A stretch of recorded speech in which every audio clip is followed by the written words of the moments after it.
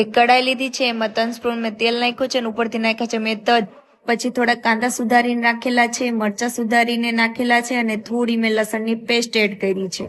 હવે આને હું છે ને 10 મિનિટ સુધી ધીમી ફ્લેમ પર ચડવા દઈશ.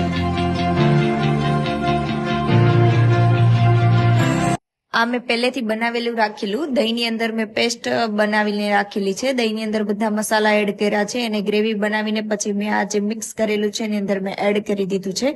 હવે હું આને 10 થી 15 મિનિટ ચડવા દઈશ ધીમી ફ્લેમ પર.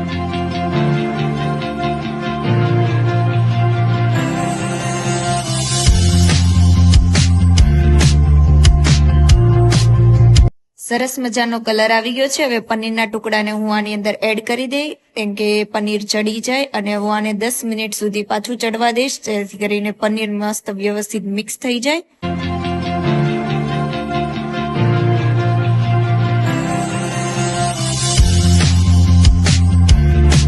હવે આપણી રેસીપી રેડી થઈ ગઈ છે. ઉપરથી મેં નાખી દીધી છે કોથમીર. આ છે પનીર ટીકાનું શાક.